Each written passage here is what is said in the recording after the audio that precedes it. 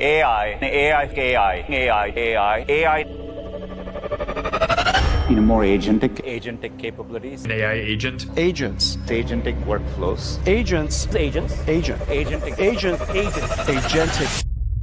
All right, most explanations of AI agents is either too technical or too basic. This video is meant for people like myself. You have zero technical background, but you use AI tools regularly and you want to learn just enough about AI agents to see how it affects you. In this video, we'll follow a simple 1, 2, 3 learning path by building on concepts you already understand, like ChatGPT, and then moving on to AI workflows, and then finally AI agents.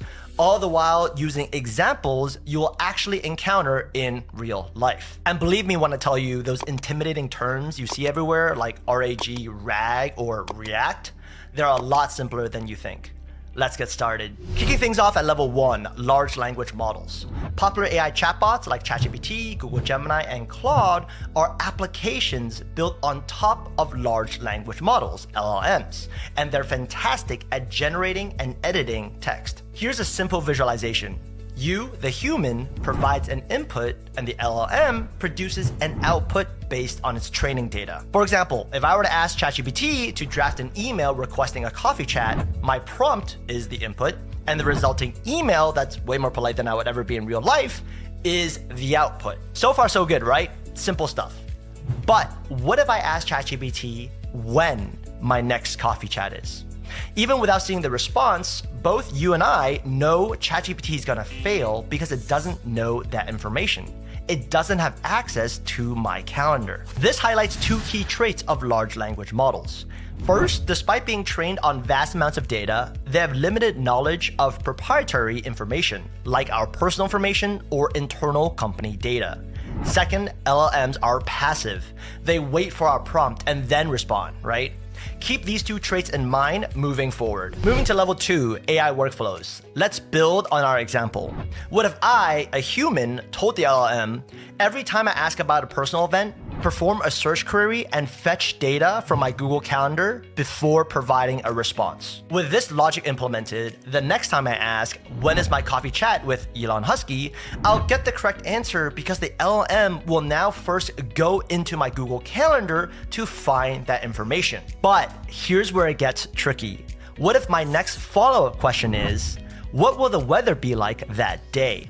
The LLM will now fail at answering the query because the path we told the LLM to follow is to always search my Google Calendar, which does not have information about the weather. This is a fundamental trait of AI workflows. They can only follow predefined paths set by humans.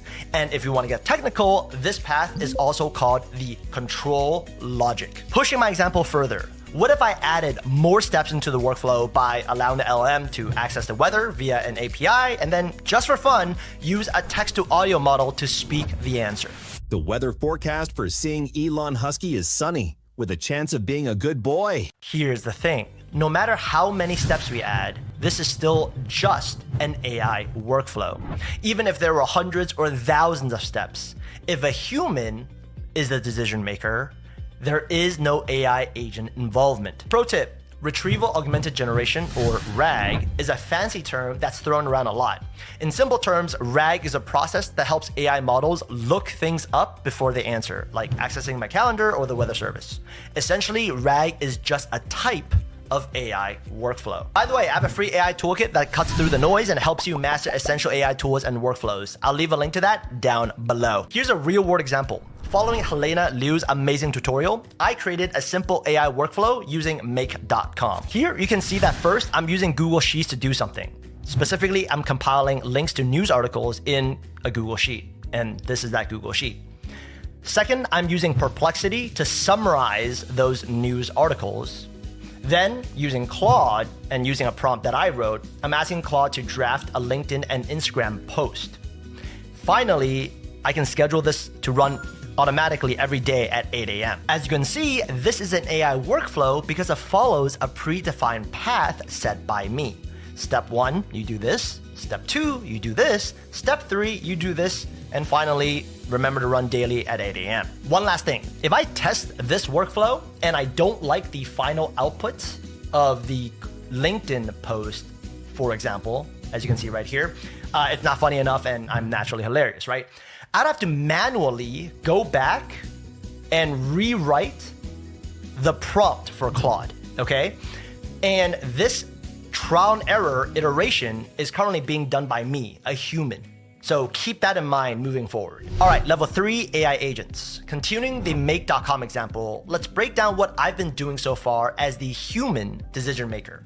With the goal of creating social media posts based off of news articles, I need to do 2 things. First, reason or think about the best approach. I need to first compile the news articles, then summarize them, then write the final posts. Second, take action using tools.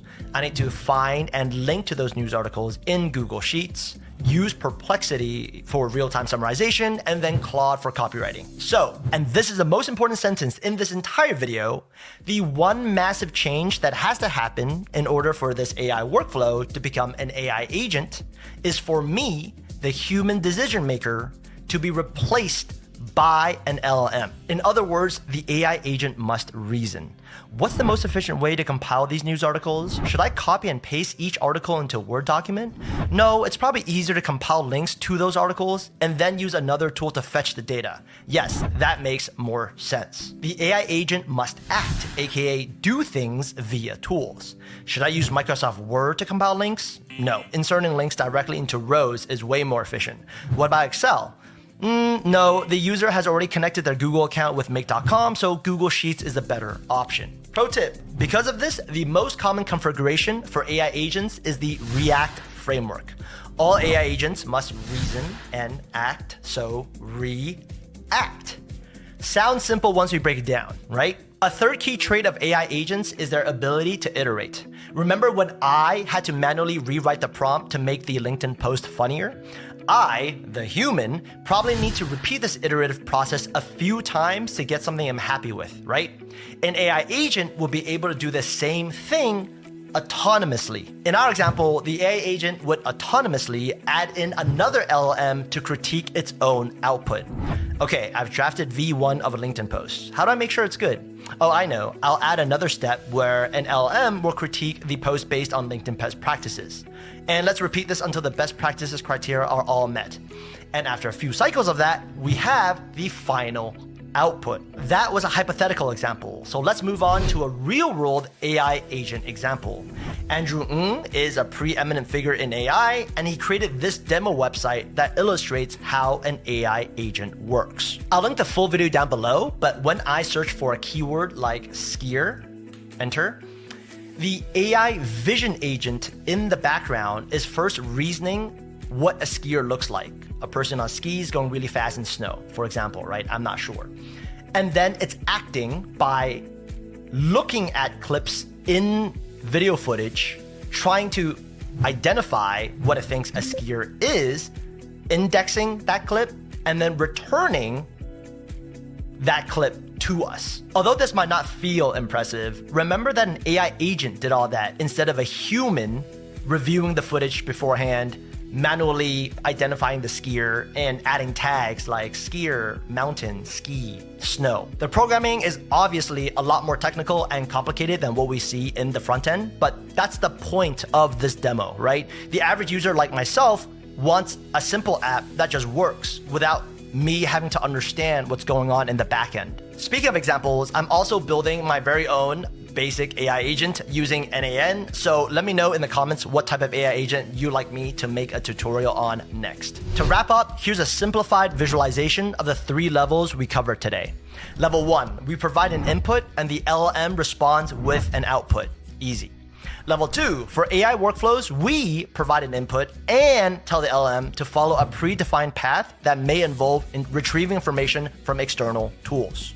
The key trait here is that the human programs a path for the LLMs to follow. Level 3, the AI agent receives a goal and the LLM performs reasoning to determine how best to achieve the goal, takes action using tools to produce an interim result, observes that interim result, and decides whether iterations are required, and produces a final output that achieves the initial goal.